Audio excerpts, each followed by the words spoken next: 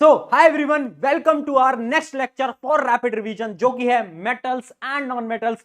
आज 20 से 25 मिनट के अंदर इस पूरे चैप्टर का रिवीजन करेंगे। सारे इंपॉर्टेंट टॉपिक, इंपॉर्टेंट पॉइंट सब कुछ आपको रिवाइज करा दूंगा। तो अगले 20 से 25 मिनट आपको मेरे साथ बने रहना है और एक नोटबुक पेन लेकर आ जाओ, सारी इंपॉर्टेंट चीजों को नोट करते रहना है। चलिए, तो देखो, इस लेक्चर को मैं ऑलरेडी डिटेल में पढ़ा चुका हूं, इस चैप्टर को मैं ऑलरेडी डिटेल में पढ़ा चुका हूं, जो कि हमारे एक वन शॉट वीडियो है, जो कि 1.5 घंटे की है। अब जाकर देखना, आपकी मदद होगी, लिंक मैं डिस्क्रिप्शन में दे दूंगा। बट आज हम रिवीजन कर रहे हैं, तो रिवीजन में स्टार्ट करते हैं। सबसे पहले जानते हैं कि भैया मेटल नॉन मेटल होते क्या है। तो देखना, सबसे पहले 4 प्रकार की चीजें होती हैं। एक होता है मेटल। मेटल क्या होता है? जो कि इलेक्ट्रॉन्स को देता है। याद रखना, मेटल्स वो होते हैं जिनकी आउटर मोस्ट शेल के अंदर या तो एक इलेक्ट्रॉन होगा, या तो आपके 2 इलेक्ट्रॉन होंगे, या तो आपके 3 इलेक्ट्रॉन होंगे। जबकि नॉन मेटल वो हैं जिनकी आउटर मोस्ट शेल के अंदर या तो 5 इलेक्ट्रॉन होंगे, या तो आपके 6 होंगे, या तो आपके 7 होंगे। जबकि आपकी नोबल गैसेस वो होती हैं जिनके आउटर मोस्ट शेल पूरी तरीके से भरा होता है ना, ना ही ये इलेक्ट्रॉन लेते हैं, ना ही ये इलेक्ट्रॉन देते हैं। जबकि मेटलॉइड्स जो होते हैं वो कुछ ऐसे आपके एलिमेंट्स होते हैं जो कि मेटल और नॉन मेटल दोनों की प्रॉपर्टीज को शो कर रहे होते हैं। एग्जांपल याद रखेंगे, बोरोन, सिलिकॉन। ठीक है, ये बेसिक हो गया मेटल नॉन मेटल का। बट भैया इनकी फिजिकल प्रॉपर्टीज के बीच में डिफरेंस बता दो। अब ध्यान से समझना, इस चैप्टर के अंदर आपको कुछ एक्सेप्शंस भी आपको याद रखने हैं। एक्सेप्शन क्या होते हैं? जैसे आपके बैक बेंचर के अंदर एक ऐसा बच्चा होता है जो कि बैठता तो पीछे है, बट जब एग्जाम का रिजल्ट आता है तो वो टॉप कर जाता है। तो वो क्या है? वो एक प्रकार का एक्सेप्शन है। उसी प्रकार के एक्सेप्शन हमें यहां पर याद रखने हैं। पहली प्रॉपर्टी है मेलेबिलिटी। भैया मेलेबिलिटी क्या होती है? एक ऐसी प्रॉपर्टी, अगर हम उसे मारेंगे तो थिन शीट्स के अंदर क्या हो जाएगा? कन्वर्ट हो जाएगा। जैसे कि मेटल्स, आपके मेटल्स क्या होते हैं? वो मेलेबल होते हैं, थिन शीट्स के अंदर कन्वर्ट हो जाते हैं। ठीक है, बट आपके नॉन मेटल नहीं होते। और पता है, कुछ एक्सेप्शन भी हैं, कुछ ऐसे भी मेटल्स हैं जो कि थिन शीट के अंदर कन्वर्ट नहीं होते, जो कि आपको याद रखने हैं। जैसे कि आपके आर्सेनिक, मरकरी, ये बहुत इंपॉर्टेंट है। मरकरी जो होता है आपको लिक्विड स्टेट के अंदर होता है, रूम टेम्परेचर पे। आगे बात करते हैं डक्टिलिटी। डक्टिलिटी क्या होती है बेटा?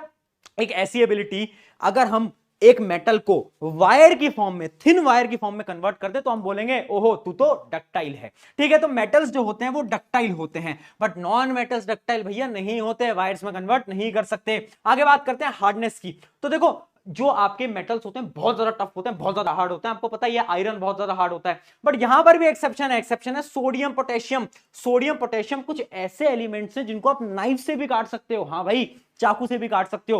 क्वेश्चन आ सकता है कौन से ऐसे मेटल्स हैं जो कि नाइफ से काट सकते हैं? सोडियम और पोटेशियम। जबकि जो आपके नॉन मेटल्स होते हैं वो बहुत ज्यादा क्या होते हैं? टफ होते, बहुत ज्यादा मतलब आपके हार्ड नहीं होते हैं ना, बहुत ज्यादा सॉफ्ट होते हैं। बट एक एक्सेप्शन यहां पर भी है, जो कि है आपका डायमंड। डायमंड जो होता है एक प्रकार का नॉन मेटल है और बहुत ज्यादा टफ होता है। आगे बात करते हैं सोनोरिटी। सोनोरिटी एक ऐसी प्रॉपर्टी है, जैसे कि आपने सुना आपकी घंटी लगी होगी स्कूल के अंदर, उसमें टंग टंग टंग टंग आवाज आती है। वो जो बेल साउंड होता है, रिंगिंग साउंड होता है, उसी प्रॉपर्टी को हम बोलते हैं सोनोरिटी। तो जब भी हम एक मेटल को मारेंगे उसमें साउंड आएगा, बट नॉन मेटल में से वो साउंड नहीं आता। याद रखना, मेटल्स में एक एक्सेप्शन है जो कि है मरकरी। आगे बात करते हैं अपनी लस्टर। लस्ट्रस एक ऐसी प्रॉपर्टी है जिसको हम बोलते हैं शाइनी। कुछ मेटल्स बहुत ज्यादा चमकते हैं, आपने देखा होगा, जबकि नॉन मेटल्स उतने ज्यादा नहीं चमकते। ठीक है, तो मेटल्स जो होते हैं वो लस्ट्रस होते हैं, बट आपके नॉन मेटल्स नहीं होते। बट यहां पर भी एक्सेप्शन आपको याद रखना है, कुछ नॉन मेटल्स भी लस्ट्रस होते हैं, जिनका एक एग्जांपल है आपका आयोडीन, और एक और एग्जांपल आपको याद रखना है जो कि है ग्रेफाइट। ठीक है, आगे बात करते हैं हमारी क्या अगली प्रॉपर्टी है? हमारी मेल्टिंग और बॉइलिंग पॉइंट। जो आपके मेटल्स होते हैं उनके हाई मेल्टिंग बॉइलिंग पॉइंट होते हैं, जबकि आपके जो नॉन मेटल्स हैं उनके कम होते हैं। यहां पर भी आपको क्या करना है? एक्सेप्शन याद रखना है, जो कि है आपका गैलियम और आपका सीजियम। गैलियम, सीजियम ऐसे आपके मेटल्स हैं जिनके लो बॉइलिंग मेल्टिंग पॉइंट हो रहे होते हैं। मतलब आप अगर इन्हें रूम टेम्परेचर पर भी रख दोगे ना तो भी ये पिघल जाएंगे, इतने ज्यादा ये लो इनका मेल्टिंग पॉइंट होता है। ठीक है, यहां तक समझ आ गया। अगली प्रॉपर्टी की बात करते हैं, इलेक्ट्रिकल कंडक्टिविटी। अब कुछ मेटल्स, ऑलमोस्ट सारे मेटल्स बहुत ज्यादा इलेक्ट्रिसिटी को कंडक्ट करते हैं, जबकि आपके नॉन मेटल्स बिजली को कंडक्ट नहीं करते। इस बात को आपको याद रखना है। ठीक है, बट एक्सेप्शन याद रखना, जो कि आपका मरकरी लेड, जो कि आपकी इलेक्ट्रिसिटी को कंडक्ट नहीं करते। ठीक है, और यहां पर भी एक्सेप्शन याद रखना, जो कि ग्रेफाइट। ग्रेफाइट एक इस प्रकार का नॉन मेटल है जो कि बिजली को कंडक्ट करता है। उसके अलावा आ जाती है आपकी क्या? Heat conductivity. Similarly heat conductivity में भी आपका सेम ही एक्सेप्शन है, जो कि है ग्रेफाइट। ग्रेफाइट जो है वो एक नॉन मेटल है, बट वो हीट को भी कंडक्ट कर लेता है। अगला आ जाता है आपका क्या, अगला आ जाता है आपकी स्टेट। तो याद रखना सॉलिड स्टेट रहती है, ऑलमोस्ट सॉलिड स्टेट रहती है, बस मरकरी जो है वो लिक्विड में मिलता है, और इनकी जो स्टेट होती है वो सॉलिड भी हो सकती है, लिक्विड भी हो सकती है, गैस कैसी भी हो सकती है। अगली पॉइंट है डेंसिटी, इनकी डेंसिटी हाई होती है, इनकी डेंसिटी लो होती है। याद रखना मरकरी एक ऐसा मेटल है जो कि कैसे मिलेगा आपको, वो मिलेगा आपको लिक्विड एट रूम टेम्परेचर, जबकि जो ग्रेफाइट है और डायमंड है वो एक्सेप्शन आपको मिलेंगे नॉन मेटल के अंदर, क्योंकि जो आपका डायमंड होता है बहुत ज्यादा हार्ड होता है और ग्रेफाइट जो होता है वो बिजली को कंडक्ट करता है। चलिए ये हो गई आपकी क्या, physical properties of metal and non metal. अब बात करते हैं केमिकल प्रॉपर्टीज पे। याद रखना मेटल क्या है, मेटल वो है जो कि इलेक्ट्रॉन देता है, इलेक्ट्रॉन मतलब अपना इलेक्ट्रॉन दे देगा, और नॉन मेटल क्या है जो कि इलेक्ट्रॉन वापस से उससे लेगा, है ना। ये आपको प्रॉपर्टीज याद रखनी है। अब हम देखते हैं कुछ रिएक्शन मेटल और नॉन मेटल की, यानी पहले हम देखेंगे मेटल की रिएक्शन विद ऑक्सीजन। देखो कुछ जो मेटल होते हैं वो ऑक्सीजन के साथ बहुत ज्यादा खतरनाक रिएक्शन करते हैं, जैसे कि आपके सोडियम, पोटेशियम, जो हाईली रिएक्टिव एलिमेंट्स हैं वो बहुत ज्यादा खतरनाक तरीके से रिएक्शन करते हैं, जबकि जो लो रिएक्टिव एलिमेंट होते हैं वो बहुत धीरे से रिएक्शन कर रहे होते हैं। ठीक है, तो याद रखना मेटल ऑक्सीजन मिलके क्या बनाते हैं, मेटल्स के आपके ऑक्साइड बना रहे होते हैं। For example magnesium plus oxygen क्या बनाएगा, मैग्नीशियम ऑक्साइड बनाएगा। देखो वैसे आपको पता है कि जो आपके मेटल ऑक्साइड्स होते हैं वो कैसे होते हैं, वो होते हैं आपके बेसिक, बट कुछ मेटल के ऑक्साइड्स बेसिक भी होते हैं, एसिडिक भी होते हैं, और उन मेटल्स को हम बोलते हैं क्या बेटा, उनको हम बोलते हैं एम्फोटेरिक मेटल्स। बहुत ज्यादा इंपॉर्टेंट है, एक सवाल पक्का आएगा, नाम याद रखना सारे के सारे एम्फोटेरिक मेटल्स के, जो कि आपके beryllium, zinc, tin, lead, aluminium और आपका एंटिनोमी जो कि आपका एसबी। तो याद रखना इनकी ट्रिक भी मैंने आपको बता रखी थी, जो कि ऐसी थी कि सब जन पढ़ो लिखो और बनो जनाब, सब जन पढ़ो लिखो और बनो जनाब। ये किसकी ट्रिक है, जिससे आप सारे के सारे एम्फोटेरिक मेटल्स को याद कर सकते हो। ठीक है, यहां तक आपको समझ आ गया। अब इनकी रिएक्शंस क्या हैं, बहुत ज्यादा हाईली रिएक्टिव होते हैं कुछ कुछ आपके मेटल्स की। अब बात करते हैं हमारे नॉन मेटल्स की। तो जो नॉन मेटल्स होता है वो भी आपके नॉन मेटल ऑक्साइड बनाते हैं, और जो नॉन मेटल ऑक्साइड होते हैं वो मेनली एसिडिक होते हैं या तो न्यूट्रल होते हैं। एग्जांपल याद रखना, एग्जांपल है जैसे आपका कार्बन है, तो कार्बन जब कार्बन डाइऑक्साइड बनाता है तो वो अलग टाइप का बन जाता है, और कभी कभार कार्बन क्या बनाता है, कार्बन मोनोऑक्साइड बनाता है, वो अलग बन जाता है। तो यानी एसिडिक भी बनाता है, न्यूट्रल भी बनाता है, इस बात को याद रखना है आपको। चलिए अब बढ़ते हैं हमारी अगली रिएक्शन की तरफ, जो कि आपकी क्या, वाटर के साथ, पानी के साथ कैसी रिएक्शन होती है। याद रखना मेटल्स की जो रिएक्शन होती है पानी के साथ, जो टॉप प्रायोरिटी वाले मेटल्स हैं, जो कि हाईली रिएक्टिव आपके मेटल्स हैं, वो क्या करते हैं, वो बहुत ज्यादा धमाकेदार रिएक्ट करते हैं। ठीक है, और वो क्या बनाते हैं, वो मेटल्स के हाइड्रोक्साइड बनाते हैं, है ना, जबकि कुछ जो लो रिएक्टिव हैं वो सिर्फ मेटल ऑक्साइड बनाते हैं। अब आपको मैं एक ट्रिक बता देता हूं, आपको याद रखने पड़ेंगे। आपको सबसे पहले रिएक्टिविटी सीरीज याद होनी चाहिए। कैसे याद करोगे, ट्रिक बता रखी है, कैटरीना ने कार मांगी ऑल्टो जेन फरारी, फिर भी हाय क्यों मिली सिल्वर ऑडी, उस ट्रिक से याद रखनी है। ठीक है, अब देखना फटाफट से, देखो अब जो हाई रिएक्टिव है, जैसे कि आपके क्या, जैसे कि आपके सोडियम, पोटेशियम, है ना, उसके अगला आपके क्या, कैल्शियम, ये जो होते हैं ये आपके क्या बनाते हैं, हाइड्रोक्साइड बनाते हैं। एक एक करके याद रखना, सोडियम एंड क्या आपके potassium reacts violently with water. अगर हम कोल्ड वाटर को भी देंगे ना तो भी बड़े खतरनाक तरीके से रिएक्ट करेंगे, और क्या बनाएंगे, ये बनाएंगे आपके हाइड्रोक्साइड, जैसे कि NaOH। जबकि नीचे चलते हैं तो कैल्शियम आ जाता है, कैल्शियम जो है वो उतने खतरनाक तरीके से रिएक्ट नहीं करता, रिएक्ट तो करता है, ये भी बनाता है आपका कैल्शियम हाइड्रोक्साइड, बट आराम से बनाता है। अगला करता है मैग्नीशियम। अब जो मैग्नीशियम है ना वो बोलता है मुझे ठंडा पानी नहीं पसंद, मुझे तुम गर्म पानी दो, तो मैग्नीशियम रिएक्ट करता है गर्म पानी के साथ, हॉट वाटर के साथ, ठंडे पानी के साथ रिएक्ट नहीं करता। ठीक है, हॉट वाटर के साथ रिएक्ट करता है, और वो क्या बनाता है, वो भी आपका मैग्नीशियम हाइड्रोक्साइड बना देता है। अब आ जाते हैं हमारे और नीचे के एलिमेंट्स, जैसे कि आपके क्या, एल्यूमिनियम, आयरन, जिंक। अब ये जो एलिमेंट्स हैं ये बोलते हैं कि भैया हम तो ना स्टीम के साथ रिएक्ट करेंगे, यानी हम गर्म पानी के साथ भी रिएक्ट नहीं करेंगे, हमें जब तुम स्टीम दोगे तब ही हम रिएक्ट कर रहे होंगे। तो ये क्या करते हैं, ये आपके स्टीम के साथ रिएक्ट कर रहे होते हैं, है ना। तो याद रखना ये क्या करते हैं, ये आपके स्टीम के साथ रिएक्ट करते हैं, और आप देख सकते हो क्या बना रहे हैं, ये आपके बना रहे हैं मेटल ऑक्साइड, मेटल हाइड्रोक्साइड नहीं बना रहे, मेटल ऑक्साइड आपके बना रहे हैं। अब जितने भी और नीचे वाले एलिमेंट्स है ना, जैसे आपके गोल्ड वगैरह, वो रिएक्ट ही नहीं करते पानी के साथ, वो बोलते हैं भैया हम नहीं करेंगे रिएक्ट। तो आपके जो गोल्ड वगैरह होते हैं वो रिएक्ट नहीं करते पानी के साथ। जबकि अगर हम नॉन मेटल्स की बात करें तो याद रखना नॉन मेटल्स के जो ऑक्साइड होते हैं वो पानी में डालते ही एसिड बना लेते हैं। जैसे SO2 को जब हमने डाला तो क्या बन गया, H2SO4 बन गया, यानी हमारी एसिड बन गई, सल्फ्यूरिक एसिड बन गई। तो याद रखना non metal oxide plus water is equals to acid. चलिए और रिएक्शन देखते हैं।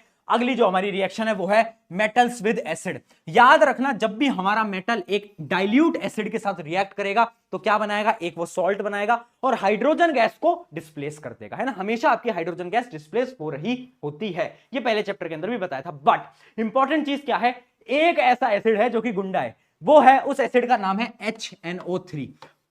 ये बोलता है कि भैया मैं तो हाइड्रोजन गैस को रिलीज नहीं करने दूंगा। तो जो नाइट्रिक एसिड होता है, याद रखना नाइट्रिक एसिड जो होता है वो H2 को रिलीज नहीं करता। बट एक गुंडे के दो गुंडे और हैं, है ना, एक गुंडा होता है उसके ऊपर दो लोग और होते हैं ना, तो उसके ऊपर वाले जो दो गुंडे हैं उनका नाम क्या है, उनका नाम है मैग्नीशियम और मैंगनीज, Mg और Mn। जब भी HNO3 मैग्नीज या फिर मैग्नीशियम के साथ रिएक्शन करता है ना, तब तो ये हाइड्रोजन इसे देना पड़ता है ना, तब इसे हाइड्रोजन देना पड़ता है। और उनकी रिएक्शन भी मैंने आपको यहां पर लिख दिया, Mg और Mn की HNO3 के साथ जब भी रिएक्शन होती है तो क्या होता है, H2 गैस रिलीज होती है। बट तुम्हारे मन में सवाल हो रहा होगा कि बाकी मेटल्स के साथ क्यों नहीं हाइड्रोजन गैस रिलीज होती, क्योंकि याद रखना HNO3 is high oxidising agent, तो वो ऑक्सीडाइज कर देता है और वो हाइड्रोजन गैस की जगह ऑक्सीजन जोड़ देता है और पानी को रिलीज कर देता है। तो याद रखना HNO3 क्या होता है, HNO3 आपका ऑक्सीडाइजिंग एजेंट होता है, बहुत हाई ऑक्सीडाइजिंग एजेंट होता है। ठीक है, अब हम बात करते हैं एक्वा रीजिया की, बहुत इंपॉर्टेंट है, स्टार मार्क कर लेना। एक्वा रीजिया क्या होता है, एक ऐसा सोल्यूशन जो कि बहुत ज्यादा कोरोसिव है। उस सोल्यूशन में क्या होता है, HNO3 होता है और HCl होता है और एक कंसंट्रेशन में होता है, यानी 1:3 है ना। हम मान लो एक बूंद हम HNO3 की ले रहे हैं और 3 बूंद हम HCl की ले रहे हैं।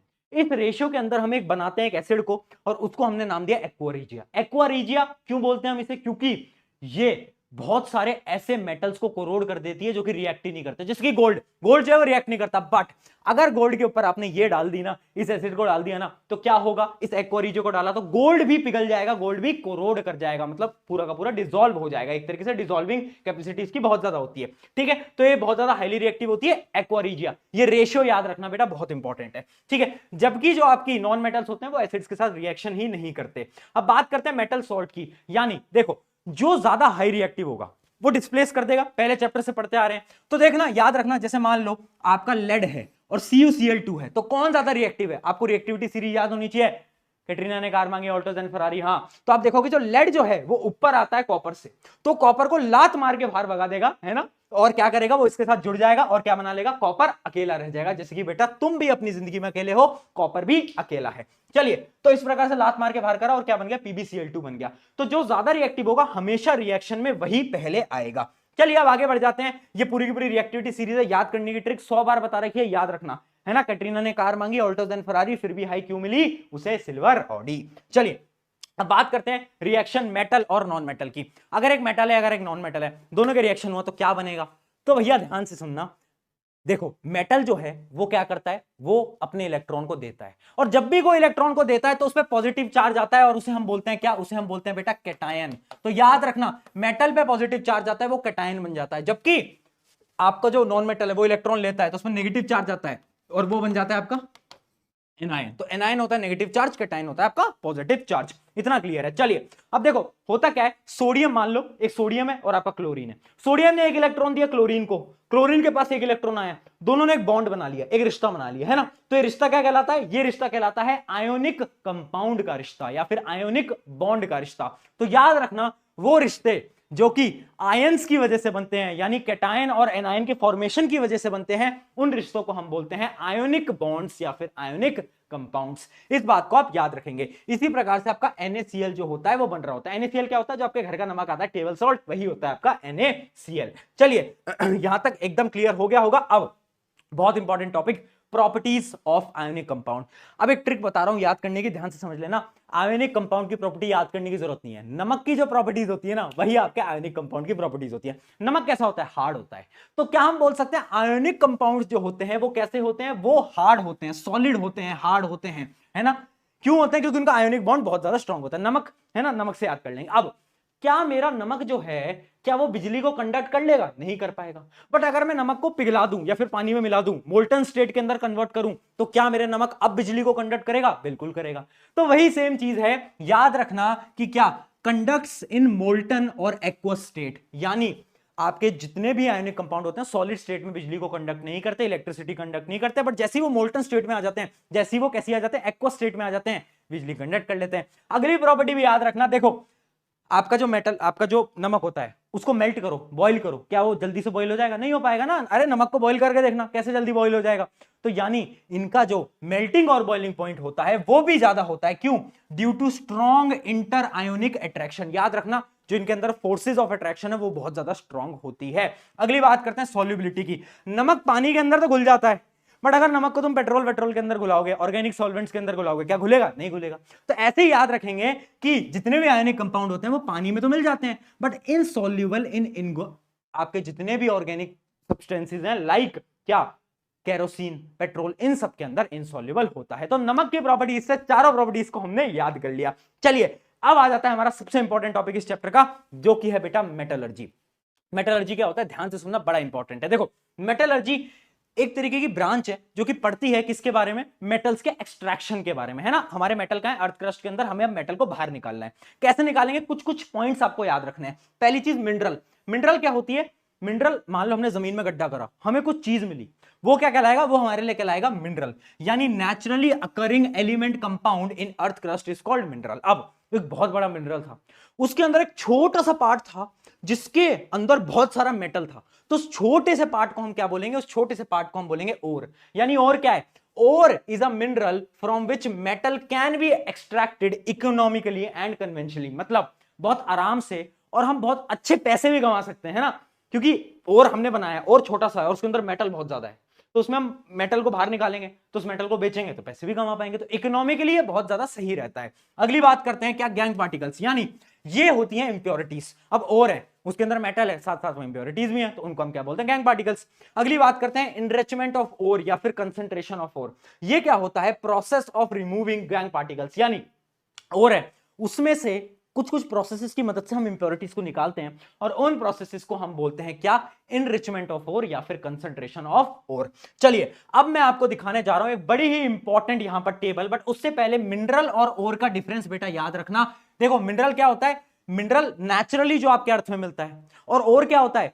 ओर is a type of mineral जिसके अंदर बहुत सारा क्या है? एलिमेंट आपके प्रेजेंट है। इस बात को याद रखना, ठीक है। ये क्या है? All minerals are not ores but all ores are mineral. Example याद रखना, बहुत सारे एग्जांपल है मिनरल के, क्ले, मार्बल वगैरह वगैरह, बट आपके और क्या होते हैं? बॉक्साइड का और, हेमेटाइट का और अलग चीज है बेटा, याद रखेंगे। अब बात करते हैं हमारी इस टेबल के बारे में, बड़ी इंपॉर्टेंट टेबल है, फटाफट से देखो। ये जो टेबल है ये आपके बड़ा काम आने वाली है बेटा, ध्यान से देखते चलना। देखो अब हम बात करते हैं, हमें मेटल को एक्सट्रैक्ट करना है। तीन टाइप के मेटल होते हैं। पहला आपका मेटल होता है कौन सा? जो कि हाई रिएक्टिव होता है। एक होता है जो कि मिड रिएक्टिव होता है, एक होता है आपका लो रिएक्टिव होता है। भैया लो कौन सा, मिड कौन सा, हाई कौन सा, हमें कैसे पता? अरे मूर्ख बालक, दिखा देता हूं, टेंशन क्यों लेता है। हाई रिएक्टिव कौन सा है? जैसे आपके सोडियम, पोटेशियम, कैल्शियम, मैग्नीशियम वगैरह वगैरह। जबकि आपके mid reactive zinc, iron, lead, ये सब। Low reactive copper, silver, gold, ये सब, ठीक है। इन तीनों की जो तरीके हैं वो अलग हैं। पहले हम स्टार्ट करते हैं लो रिएक्टिव के साथ, ठीक है। लो रिएक्टिव के साथ हमें क्या करना होता है? जितने भी आपके जो लो रिएक्टिव एलिमेंट होते हैं ना, वो नेचर के अंदर सल्फर के साथ जुड़े होते हैं, यानी इनका जो ओर होता है वो सल्फाइड ओर होता है। और अगर मुझे सल्फर को लात मार के बाहर निकालना है तो मेरे पास एक प्रोसेस होता है, उस प्रोसेस का नाम याद रखना, जो कि होता है रोस्टिंग। बेटा वो रोस्टिंग नहीं है जो कि मैं तुम्हारी क्लास में करता रहता हूं। ये कौन सी रोस्टिंग है? इसके अंदर हम क्या करेंगे? हीट करेंगे in the presence of oxygen. We will heat the ore in the presence of oxygen, बस और कुछ नहीं, ठीक है।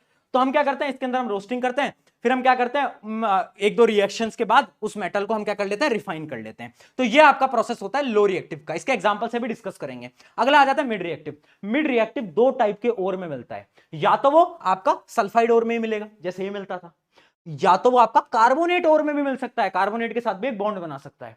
तो सल्फाइड का तो सेम ही प्रोसेस है, हमें याद है। क्या करेंगे? हम रोस्टिंग कर देंगे, आग लगा देंगे, आग लगा देंगे, आग लगा देंगे in the presence of oxygen. जबकि कार्बोनेट में हम क्या करते हैं? कैल्सिनेशन करते हैं। कैल्सिनेशन क्या होता है? हीट ही करेंगे बट ऑक्सीजन नहीं देंगे भैया को। हम बोलेंगे ओहो ऑक्सीजन जी चले जाओ यहां से, इसमें हम ऑक्सीजन नहीं देंगे, याद रखना। रोस्टिंग में ऑक्सीजन है, कैल्सिनेशन में आपका ऑक्सीजन नहीं है। उसके बाद हम क्या करेंगे? रिडक्शन करेंगे, इसका रिडक्शन करेंगे, दोनों ही प्रोसेस से जो मेटल आएगा उसका रिडक्शन करेंगे और फिर हम इसकी रिफाइनिंग कर लेंगे। जबकि जो आपके हाई रिएक्टिव होते हैं उनमें हम क्या करते हैं, उनका एक ही प्रोसेस होता है जो कि होता है इलेक्ट्रोलाइसिस। इसके बारे में आखिरी में अभी हम बात करेंगे। चलिए अब एक टेबल दिखाता हूं, ये सारी रिएक्शन इंपॉर्टेंट है, यहां से एक सवाल पक्का है, 4 से 5 नंबर तुम्हारे तय हो जाएंगे अगले 10 मिनट के अंदर। देखते चलो। देखो पहली बात हम करते हैं क्या, लो रिएक्टिव। लो रिएक्टिव में हमारा सबसे बड़ा एग्जांपल है Hg यानी मरकरी। मरकरी का जो सल्फाइड हो रहा है उसका नाम याद रखना, उसका नाम होता है क्या बेटा, सिनाबार। क्या होता है, सिनाबार। ये जो आप HgS देख पा रहे हो ये क्या है आपका, एक प्रकार का सिनाबार। ठीक है, अब देखो इसमें हम क्या करते हैं, सबसे पहले मैंने आपको बताया रोस्टिंग करेंगे। रोस्टिंग में क्या होगा, हीट करेंगे in the presence of oxygen. तो ऑक्सीजन दे दी हमने, बहुत सारा हीट करा तो क्या बन गया, HgO बन गया। अब हमने क्या करा, इसे और ज्यादा हीट करा या फिर इसी के साथ हमने रिएक्ट कराया तो आपका जो मरकरी है वो अलग से बाहर आ जाता है। एक और एग्जांपल ले लेते हैं आपके, क्या आपका एग्जांपल हम लेते हैं कॉपर का। कॉपर सल्फाइड है, इसको हमने ऑक्सीजन की प्रेजेंस में हीट करा, क्या बनाया, कॉपर ऑक्साइड। फिर हमने कॉपर ऑक्साइड का रिएक्शन कराया कॉपर सल्फाइड के साथ, तो क्या, जो आपका अकेला कॉपर है वो बाहर आ गया। ठीक है, ये थे आपके लो रिएक्टिव। अब अगर हम मिड रिएक्टिव की बात करें, उनमें क्या प्रोसेस था, या तो सल्फाइड या तो कार्बोनेट। तो एक एक का एग्जांपल दे लेते हैं। देखो सबसे पहले हम देखते हैं, अगर आपका जिंक है, जिंक सल्फाइड, हम क्या करेंगे बेटा, रोस्टिंग करेंगे इसकी। कैसे, ऑक्सीजन की प्रेजेंस में हीट कर देंगे। अगर जिंक कार्बोनेट है, जिंक कार्बोनेट के साथ क्या करेंगे, इसके साथ हम कैल्सिनेशन करेंगे, यानी इसको हम हीट तो करेंगे बट ऑक्सीजन नहीं देंगे भैया। जैसे हीट करेंगे तो जिंक ऑक्साइड अलग हो जाएगा, कार्बन डाइऑक्साइड अलग हो जाएगा। अब याद रखना अगला प्रोसेस होता है रिडक्शन। मिड रिएक्टिव वालों में रिडक्शन होता है ना, रिडक्शन क्या होता है, ऑक्सीजन का छीनना। तो हम क्या करेंगे, रिडक्शन हम इसका कार्बन की मदद से रिडक्शन करा देंगे, तो Zn अलग हो जाएगा और कॉपर मोनोऑक्साइड अलग हो जाएगा। ये बड़ा इंपॉर्टेंट है बेटा, याद रखना। ठीक है, इसके अलावा इसका एक और एग्जांपल है जो कि पेपर में हर बार पूछा गया है, वो है आपकी थर्माइट रिएक्शन। थर्माइट रिएक्शन क्या होती है, बेसिकली हम आयरन का ऑक्साइड ले रहे हैं। ठीक है, आयरन के ऑक्साइड में एल्यूमिनियम की मदद से रिडक्शन करा रहे हैं। देखो एल्यूमिनियम की मदद से क्या कर रहे हैं, रिडक्शन कर रहे हैं। आयरन हमें बाहर निकालना था, एल्यूमिनियम ने ऑक्सीजन के साथ रिश्ता बना लिया और वो एल्यूमिनियम ऑक्साइड बन गया। अब ये इंपॉर्टेंट क्यों है, क्योंकि ये जो रिएक्शन होती है थर्माइट रिएक्शन, ये रिएक्शन याद रखना, जब भी रेलवे ट्रैक्स जोड़े जाते हैं, ज्वाइनिंग ऑफ रेलवे ट्रैक्स होता है, तो हम थर्माइट रिएक्शन की मदद से ही आयरन को क्या करते हैं, जोड़ते हैं, है ना, लिक्विड आयरन बनाता है। और इसके अंदर जो हीट एनर्जी है वो बहुत ज्यादा हाई होती है। तो याद रखना, डायरेक्टली सवाल आएगा, रेलवे ट्रैक्स बनाने के लिए कौन सी रिएक्शन यूज होती है, और वो रिएक्शन बताओ। थर्माइट रिएक्शन इस प्रकार से। अब आ जाते हैं हमारे high reactive. High reactive element करते हैं आपके इलेक्ट्रोलाइटिक रिडक्शन। क्या होता है, एक डायग्राम की मदद से जल्दी से फटाफट से समझ लेते हैं। इलेक्ट्रोलाइटिक रिडक्शन आप देख सकते हो, देखो यहां पर। तो इसमें हम क्या करेंगे, मोल्टन NaCl लेंगे। मोल्टन, एक्वस नहीं है बेटा, मोल्टन। मोल्टन NaCl लिया, एक एनोड डाली, एक कैथोड डाली, बिजली को पास करा। अब क्या होगा, जो आपकी Cl है, Cl गैस तो आपके एनोड पे आ जाएगी, और जो आपका Na है, जो मेटल है, वो मेटल कहां जाएगा, कैथोड पे आ जाएगा। और इसकी मदद से हमें प्योर सोडियम मिल जाएगा, प्योर Na मिल जाएगा। तो डायग्राम याद रखना, इसको हम बोलते हैं इलेक्ट्रोलाइटिक रिडक्शन। अब बात करते हैं रिफाइनिंग। भैया हम पढ़ रहे हैं लो रिएक्टिव, मिड रिएक्टिव, सबकी रिफाइनिंग करनी है, बट रिफाइनिंग करनी कैसे है, एक एग्जांपल देख लेते हैं। एग्जांपल देखते हैं कॉपर की रिफाइनिंग का। ये डायग्राम भी बेटा इंपॉर्टेंट है। हमें क्या करना है, एक एनोड लेना है, एक कैथोड लेना है, एक सोल्यूशन लेना है। सोल्यूशन किसका होगा, कॉपर सल्फेट, CuSO4 का सोल्यूशन लेंगे। अब हम क्या करेंगे, यहां पर हम क्या करते हैं, देखना बेटा, ये जो आप देख पा रहे हो ये है आपकी क्या, ये है आपकी एनोड। ठीक है, इसके ऊपर हम क्या डालेंगे, इसके ऊपर हम इम्प्योर कॉपर डालेंगे। एनोड पे याद रखना बेटा क्या डालते हैं हम, इस जगह पर हम डालेंगे इम्प्योर कॉपर। ठीक है, यहां पर हमारी इम्प्योर कॉपर है और यहां पर हमने एक प्योर कॉपर की रॉड ले ली। ठीक है, यहां पर प्योर कॉपर, यहां पर इम्प्योर कॉपर। अब क्या होगा, जैसे आप बिजली को पास करोगे तो जितना भी प्योर कॉपर है वो यहां से निकल के यहां पर जुड़ता जाएगा, और ये जो है आपका, ये जो है आपका कैथोड, ये मोटा होता जाएगा, और ये जो है ये पतला होता जाएगा। तो जितना भी आपका प्योर कॉपर है वो जुड़ता जाएगा। अब आप बोलोगे भैया इंप्योरिटीज का क्या हुआ, तो जितनी भी इंप्योरिटीज है वो यहां पर नीचे आके बैठती जाएंगी, नीचे सेटल होती जाएंगी, और उसको हम बोलते हैं क्या, उसको हम बोलते हैं एनोड मड। क्या बोलते हैं बेटा, एनोड मड, यहां पर लिखा भी हुआ है। ठीक है, तो याद रखना, सवाल आएगा डायरेक्टली कि आपके इलेक्ट्रोलाइटिक रिफाइनिंग के अंदर कैथोड पे क्या बनता है, तो याद रखना कैथोड पे आपका प्योर एलिमेंट बनता है, यहां पर आपका इंप्योर होता है ना। और एनोड मड पे क्या होता है, एनोड मड पे आपकी जितनी भी इंप्योरिटीज हैं वो नीचे आके गिरती जाती हैं। तो ये पूरा का पूरा एग्जांपल याद रखना, सोल्यूशन का नाम याद रखना जो कि आपका कॉपर सल्फेट, और ये होता है आपका इलेक्ट्रोलाइटिक रिफाइनिंग। पक्का है कि एक सवाल इलेक्ट्रोलाइटिक रिफाइनिंग पे आना तय है, मतलब तय है, गारंटीड है। ठीक है, तो ये हो गया आपका पूरा का पूरा। आई होप आपको यहां पर समझ में आ गया होगा। अब एक चीज याद रखना, रोस्टिंग और कैल्सिनेशन पे डिफरेंस आपको हमेशा याद रखना है। रोस्टिंग क्या है, heating in the presence of oxygen. Calcination क्या है, heating in not presence of oxygen, जहां पर ऑक्सीजन नहीं देंगे हम। उसके बाद याद रखना, रोस्टिंग किसके लिए करते हैं, सल्फाइड ओर के लिए। ये किसके लिए करते हैं, ये हम कार्बोनेट ओर्स के लिए कर रहे होते हैं। एक एक एग्जांपल लिख सकते हो। उसके अलावा इसके अंदर कौन सी गैस रिलीज होती है? SO2, जो कि एक टॉक्सिक गैस है। और यहां पर कौन सी होती है कैल्सिनेशन में? कार्बन डाइऑक्साइड, जो कि एक नॉन टॉक्सिक गैस आपकी है। ठीक है, ये आपका हो गया। अब आखिरी टॉपिक की तरफ बढ़ रहे हैं, जो कि है कोरोजन। कोरोजन क्या होता है बेटा? ध्यान से सुन लो। देखो, कोरोजन वैसे ही पढ़ा चुका हूं, बट फिर भी बता देता हूं। सिल्वर आपने देखा होगा कुछ टाइम बाद ब्लैक लेयर जम जाती है। क्यों जम जाती है? क्योंकि सिल्वर कोरोड हो जाता है। रिएक्शन याद रखना, सिल्वर क्या होता है? सिल्वर अपने अराउंड क्या बना लेता है? सिल्वर सल्फाइड की एक लेयर बना लेता है, जिसका जो कलर होता है वो कैसा होता है? ब्लैक होता है। इस वजह से आपका जो चांदी की अंगूठियां होती हैं वो थोड़ी थोड़ी काली पड़ जाती हैं। उसके अलावा कॉपर, अगर बहुत टाइम तक कॉपर को रखोगे तो कॉपर पे ग्रीन लेयर आ जाएगी। क्यों आ जाएगी? यही सवाल आएगा बेटा पेपर के अंदर, क्यों आ जाएगी? तो याद रखना, कॉपर क्या करता है? कॉपर कार्बोनेट की एक लेयर बना देता है, CuCO3। इसका कलर ग्रीन होता है, जिसकी वजह से क्या हो जाता है? आपको ग्रीन कलर का कॉपर हो जाता है। अगली बात करते हैं हम किसकी? अगली बात करते हैं आयरन की। आयरन का सबको पता है। आयरन क्या करता है? आयरन ऑक्साइड बना लेता है, जो कि होता है आपका Fe2O3, है ना। आपकी जो भी सराउंडिंग्स है उसमें जो वाटर मॉलिक्यूल्स है, ऑक्सीजन है, उसमें क्या हो जाता है? वो एक आपका Fe2O3 बना लेता है, जिसका कलर क्या होता है? ब्राउन होता है, और इसको हम रस्टिंग बोलते हैं। ये तो सबको पता है ना, ये तो हमने देखा ही है आयरन की कोरोजन। बट याद रखना, सिल्वर की ब्लैक होती है, इसकी वजह से, सिल्वर सल्फाइड की वजह से। कॉपर कार्बोनेट ग्रीन, याद रखेंगे कलर। चलिए अब हम बढ़ जाते हैं फाइनल टॉपिक, जो कि है अलॉइंग। देखो याद रखना, अलॉइंग क्या होता है? एक ऐसी चीज होती है जिसमें हम दो मेटल या फिर नॉन मेटल को मिक्स करते हैं एक फिक्स प्रोपोर्शन के अंदर। क्यों करते हैं हम? ताकि हम एक नया मटेरियल बना पाए जिसकी प्रॉपर्टीज बहुत अलग हो, और वो प्रॉपर्टीज हमारे काम आए। जैसे कि हम बनाते हैं स्टील। स्टील किससे बनता है? आयरन है, क्रोमियम है, निकल है। तो याद रखना, आपका जो आपने जो स्टील देखा है ना बेटा, वो स्टील ऐसे नहीं बन जाता। उसके अंदर आपका आयरन भी लगता है, क्रोमियम भी लगता है, और उसके अलावा क्या लगता है? निकल भी लगता है। याद रखना है ये, याद रखना है, तब जाकर आपका जो स्टेनलेस स्टील है वो बन पाता है। उसके अलावा आप देख सकते हो ब्रास। ब्रास क्या होता है? कॉपर और जिंक का मिक्सचर होता है, उससे जाकर बनाते हैं।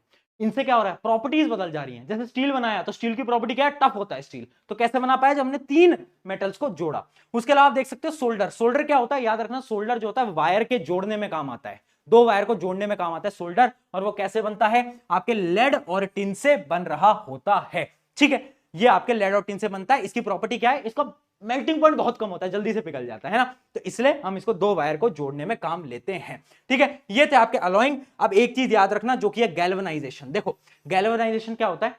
बेसिकली हमें अगर किसी भी मेटल को प्रिवेंट करना है तो उसके ऊपर हम जिंक की एक कोटिंग कर देंगे। जिंक की कोटिंग कर देंगे। क्यों? क्योंकि जिंक जो है वो हाई रिएक्टिव है। तो मेटल कोरोड नहीं होगा अंदर वाला, बाहर वाली लेयर है ना। मान लो तुम्हारे घर के बाहर Z+ सिक्योरिटी है, तो पहले Z+ सिक्योरिटी पे गोली बारूद पड़ेंगे, फिर जाके तुम्हारे पास ऊपर आएंगे, है ना। इस वजह से गैल्वेनाइजेशन के ऊपर हम क्या करते हैं? जिंक की एक कोटिंग लगा देते हैं किसी भी मेटल के ऊपर, और उस मेटल को हम प्रोटेक्ट कर लेते हैं। किससे? कोरोजन से। तो ये था आपका पूरा का पूरा चैप्टर। मुझे पता है बहुत बड़ा था, बट 10th को फोड़ेंगे। इतनी मेहनत कर रहा हूं, तुम भी इतनी मेहनत से पढ़ाई करो, और फटाफट से इन क्वेश्चंस का आंसर तुम्हें देना है कमेंट के अंदर। अभी पहला क्वेश्चन है, फटाफट से स्क्रीनशॉट ले लो, आंसर दो। और दूसरा क्वेश्चन है आपका ये, जल्दी से देंगे। और शुक्रिया एवरीवन, मेरा नाम है प्रशांत। मिलते हैं नेक्स्ट रैपिड रिवीजन के लेक्चर के अंदर। Take care.